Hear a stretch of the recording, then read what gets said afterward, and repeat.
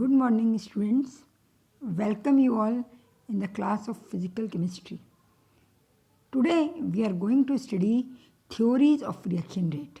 That is, what are the theories to determine the rate of a reaction? We have two theories. One is collision theory and other is transition state theory. So, first of all, we are going to study collision theory of bimolecular reactions.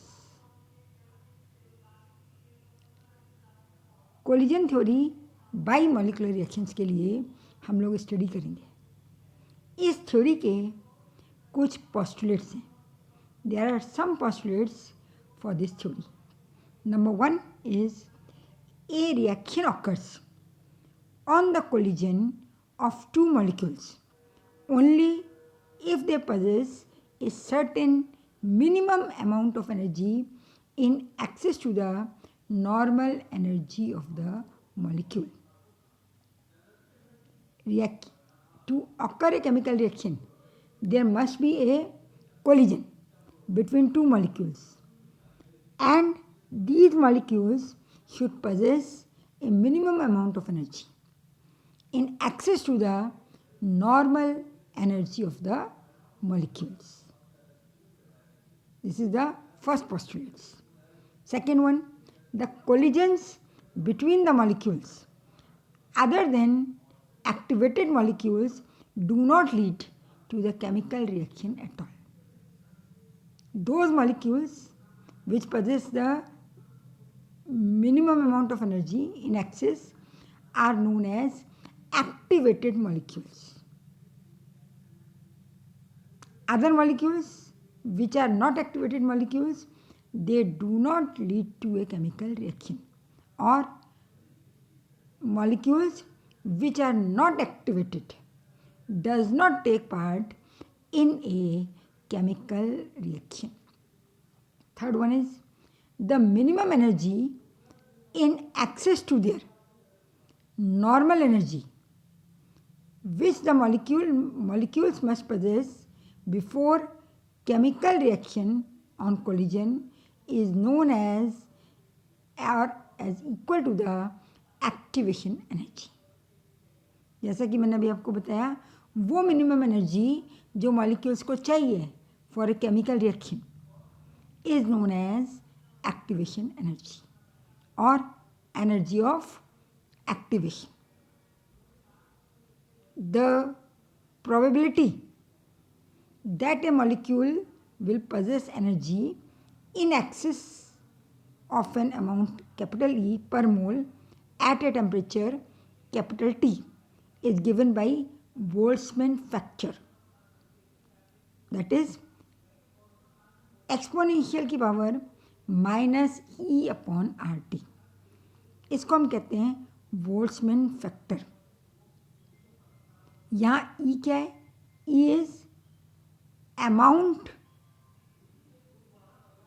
Of energy in excess possessed by a molecule. Capital T is a temperature in degree Kelvin. If the energy is restricted to two components for a single molecule or two components for each of the two molecules, making a total of two square terms. That is, then the fraction of the molecules which have an energy in excess of capital E is actually equal to e की power minus E upon R T.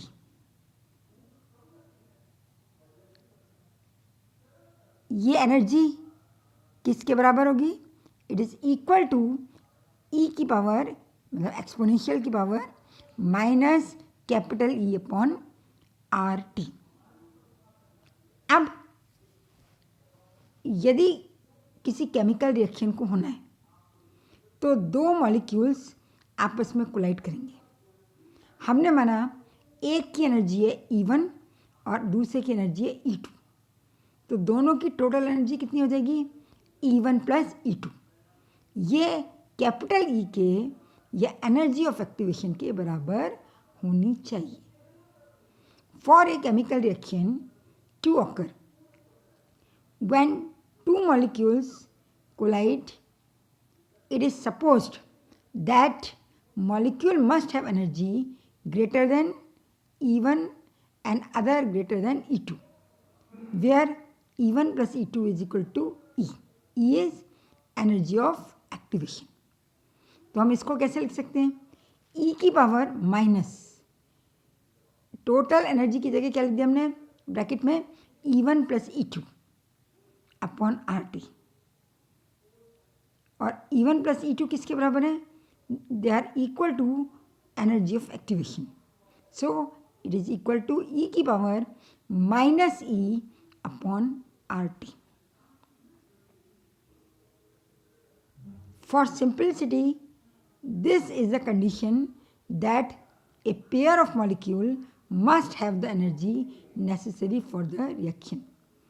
Reaction को होने के लिए molecule pair के पास कम से कम इतनी energy होनी चाहिए, उन मॉलिक्यूल्स पेयर के पास जो आपस में कोलाइड कर रहे हैं। अब इसको एक्सप्लेन करने के लिए हम एक रिएक्शन को कंसीडर करते हैं। कंसीडर है बाई मॉलिकुलर गैसियस रिएक्शन। क्या रिएक्शन है? Two molecule of HI gas will dissociate to give H2 plus I2। It is a bimolecular reaction. Two molecular of HI collide to give H2 gas plus I2 gas.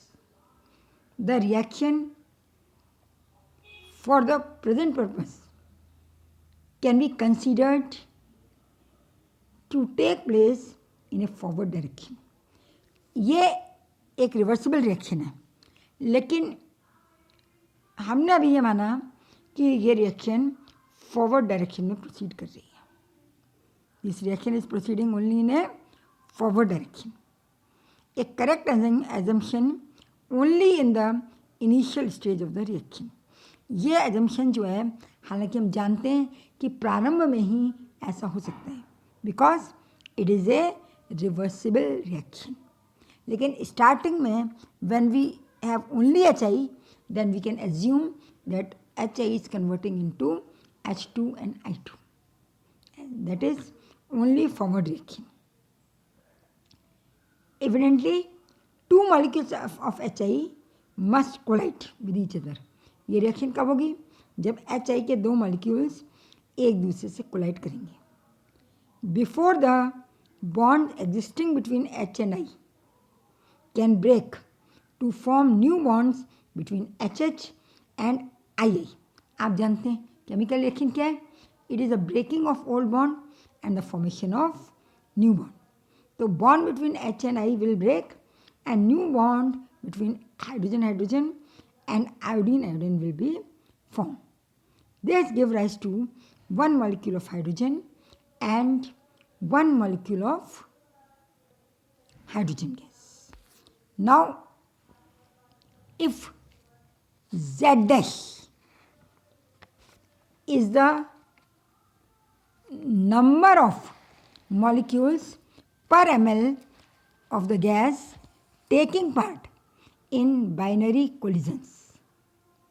Z dash क्या है? Number of molecules per ml of the gas which are taking part in a binary collision. उन molecules का number जो binary collision में part ले रहे हैं पर ml of the gas, gas के 1 ml में।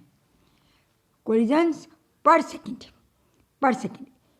एक गैस के 1 ml में 1 सेकेंड में जितने मॉलिक्यूल्स बाइनरी कोलिजन में भाग ले रहे हैं उसका नंबर है Z डैश, और capital E be the energy of activation, सक्रियण ऊर्जा या एनर्जी ऑफ एक्टिवेशन है। तो रिएक्शन की जो वेलोसिटी है, रेट ऑफ रिएक्शन, dx/dt, ये किसके बराबर हो जाएगा? It is equal to z dash into E की power minus E1 upon RT।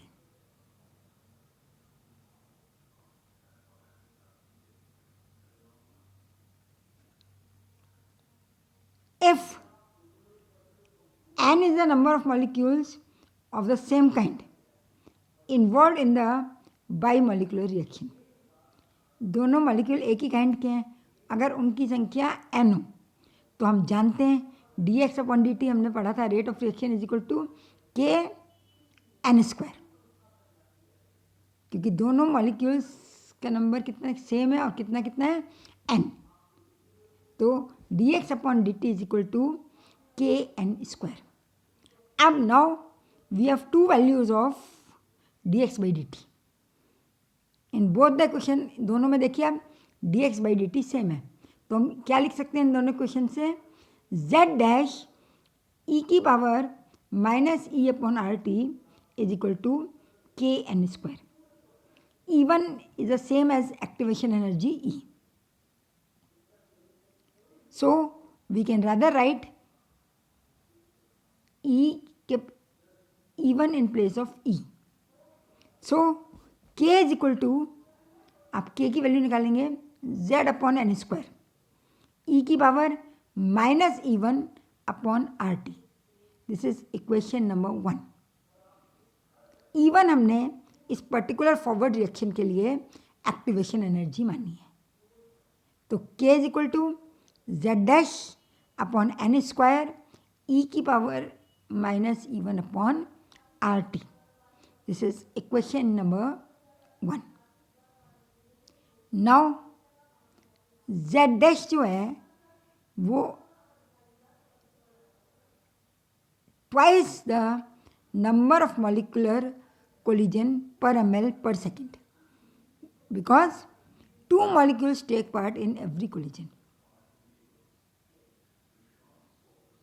एक कोलिजन में 2 मॉलिक्यूल्स पार्ट लेते हैं, इसलिए number of molecules number of collision का डबल होगा।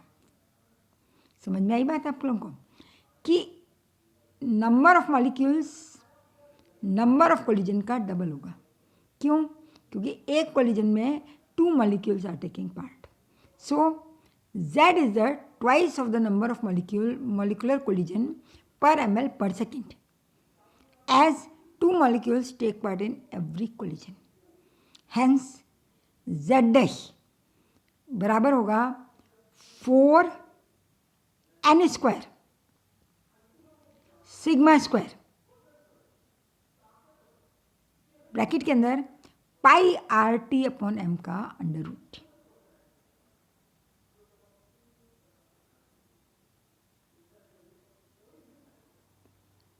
यहां सिग्मा जो है वो मॉलिक्यूलर कोलिजन डायमीटर है।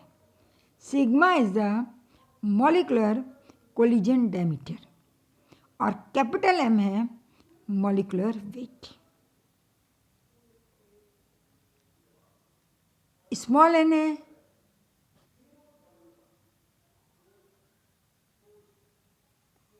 Number of molecules of the same kind. T temperature degree kelvin में, R is the gas constant. अब इक्वेशन 1 में अगर हम Z डैश की वैल्यू रख दें तो क्या आ जाएगा? K is equal to Z dash की जगह हमने रखा 4n² sigma square into pi RT upon m की पावर 1/2 अपॉन n², E की power minus E1 upon RT। तो आप देख रहे हैं n² से n² कट जाएगा। We have K is equal to 4 sigma square bracket में pi RT upon capital M की पावर 1/2, E की power minus E1 upon R T. ये जो फैक्टर है 4 sigma square into pi R T upon M की power 1/2,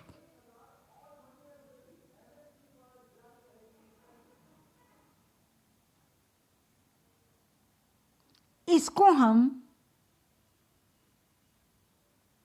Z से represent करते हैं। किसी पर्टिकुलर टाइप के मॉलिक्यूल के लिए एक कांस्टेंट टेम्परेचर पर ये वैल्यू कांस्टेंट होती है। So we can write K is equal to Z e की power minus E1 upon R T. Equation number 2। Z is equal to 4 sigma square into pi R T upon M का under root, pi R T upon M का under root. It is known as collision number. Z is a collision number. इसे कैसे define करेंगे? It is defined as number of collision per second when there is only one mole of reactant per unit volume। फिर से समझ लीजिए, it is defined as number of collision per second when there is only one mole of reactant per unit volume। यदि इकाई volume में 1 मोल reactant present हो तो 1 second में होने वाले कोलिजन्स की संख्या कहलाती है Z या collision number. Number of collision per second when there is only 1 mole of reactant per unit volume. अब यदि हम इक्वेशन 2 का लॉग लें दोनों साइड से तो क्या आ जाएगा? Log K is equal to log Z। log Z, Z की जगह हमने लिख लिया log स्क्वायर ब्रैकेट में Z की वैल्यू रख ली 4 सिग्मा स्क्वायर इंटू ब्रैकेट में 2 आर टी अपॉन एम की power 1/2 bracket close minus E1 upon R T या E upon R T. Equation number no number, so you can say 2 dash। अब differentiating the above expression with respect to temperature, इसको हम temperature के सापेक्ष ये temperature के respect में differentiate करते हैं। तो देखिए लॉग के को डिफ्रेंशिएट किया टेम्परेचर के रिस्पेक्ट में तो d log K upon d T is equal to 1 upon 2t plus E upon R T square. Temperature के एस्पेक्ट में डिफ्रेंशिएट करेंगे तो एक पावर बढ़ जाएगी E अपॉन और माइनस का हो जाएगा plus E upon R T square.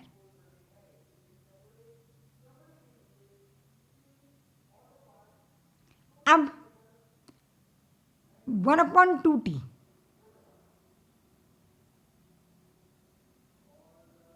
Generally बहुत कम होता है as compare to E upon R T square, तो इट कैन बी नेग्लेक्टेड।